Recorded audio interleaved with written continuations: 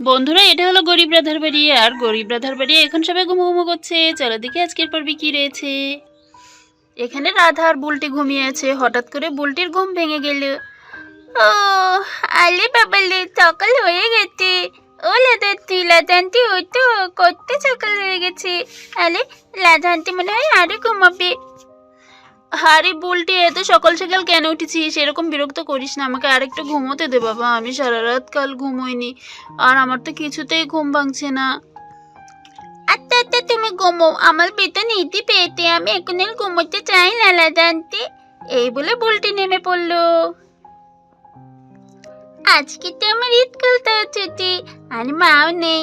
আজ সারাদিন শুধু খেলা করবো। আজকে সারাদিন আমি খেলা করবো। যাই যাই, আগে হিসিটা করে আসি। বুলটি যখন হিসি করতে যাচ্ছিল, ঠিক তখনই বুলটির নজর পড়লো ডালিম গাছের দিকে।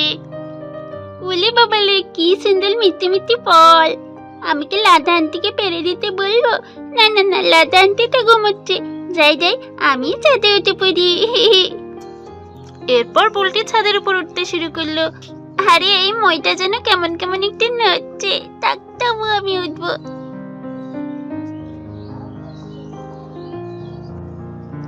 হাল একটা হলে আমি ছাদে উঠে পড়বো। এই তো আমি উঠে পড়েছি। যাই যাই, এবার গাছটার দিকে যাই তো। আরে এই ফলটা তো কত শক্ত, আমি তো কিছুতেই পারতে পারছি না। রাধা যখন ঘুমোচ্ছিল, ঠিক তখনই মস্ত বড় একটা সাপ রাধার গায়ের উপর উঠে গেল। এরপর সাপটা ধীরে ধীরে রাধার কাঁথার মধ্যে ঢুকে গেল। আরে বুলটি, কেন আমাকে বিরক্ত করছিস? আমার সুরচুরি লাগছে। তুই তোর মতো ঘুমো না, মারবো কিন্তু। বুলটি, দুষ্টুমি করিস না, এরকম করলে কিন্তু আমি তোর মার কাছে তোকে দিয়ে পাঠাবো। আরে রাধা আন্টি একে একে কি বলছে আমার কথা? দেখি তো একটু ওকে দিয়ে। আলে বাবালে, এটা কি? লাদা আন্টির গায়ে একটা সাপ উঠে গেছে। ও লাদা আন্টি, লাদা আন্টি, তোমার গায়ে সাপ সাপ। আরে বুলটির গলা যে অন্য কোথা থেকে আসছে যেন মনে হচ্ছে। আরে ওই তো বুলটি ছাদের উপর। তাহলে এটা কি? আমার গায়ে তো ঠান্ডা ঠান্ডা লাগছে কেন? দেখি কথাটা সরিয়ে ফেলি তো। আরে এটা তো একটা সাপ। কি কোথায় আছে? আমাকে বাঁচাও, এই সাপটা তো আমাকে কেটে ফেলবে। আরে এটা কামড়ালে তো আমি বাঁচবো না। এই সাপ, যা যা যা, হুস হুস যা। আরে এই সাপটা তো আমাকে আরো পেঁচিয়ে ফেলছে। আরে এই সকাল সকাল চিৎকার কিসের? দেখি তো। হ্যাঁ, একটু উঠি। আরে আরে, রাধাকে তো একটা সাপে ধরেছে। আরে এই সাপ, ছাড় ছাড় ছাড়, আমার রাধাকে ছাড় ছাড়।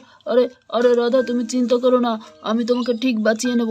এই সাপ, ছাড় ছাড়, যা যা।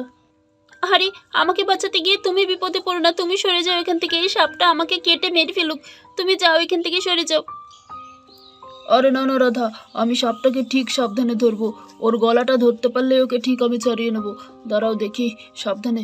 এই যা যা যা যা, সাপ যা যা। হ্যাঁ, এই তো আমি ছাড়িয়ে নিয়েছি। রাধা রাধা, তুমি পালাও, আমি ওর গলাটা ধরে নিয়েছি। পালাও পালাও রাধা, পালাও। এরপর রাধা সাপটাকে ছাড়িয়ে ফেলে দূরে সরে গেল। আরে আরে, ওটা তোমাকে কামড়ে দেবে। কি হলো? তুমি ছেড়ে দাও, ওই সাপটাকে ছেড়ে দাও। দাঁড়াও দাঁড়াও, লাঠি নিয়ে আসি আমি একটা। আলে সাপটা তো আঙ্কেলকে জ্বলিয়ে নিয়েছে। ও লাদান্তে, দেখো দেখো, আঙ্কেল তো মারা যাচ্ছে। আরে এটা কি হলো? সাপটা তো তোমাকে কামড়ে দিল, এখন কি হবে? সাপটা রাধার স্বামীকে এত কামড়েছে যে রাধার স্বামীর মুখ থেকে ফেনা বেরিয়ে গেছে। আর ওটা দেখে রাধা ওখানে অজ্ঞান হয়ে গেল। হালি, আমি তাড়াতাড়ি যাই, ছাদ থেকে নেমে মাকে ডেকে নিয়ে আসি। ও লাদান্তি, ওঠো ওঠো ওঠো। তখনই রাধার বাড়ির সামনে দিয়ে যাচ্ছিল একটি নার্স। আর এটা দেখে নার্স ওখানে থেমে গেল। তো বন্ধুরা, আজকের পর্বটি এই পর্যন্তই থাক। আশা করি তোমাদের কাছে এই পর্বটি অনেক ভালো লেগেছে। আর আগামীকালের আরো দুর্দান্ত এপিসোড দেখার জন্য অবশ্যই তোমরা এই চ্যানেলটি সাবস্ক্রাইব করে রাখবে এবং বেল বাটনটি অন করে দিও। ধন্যবাদ।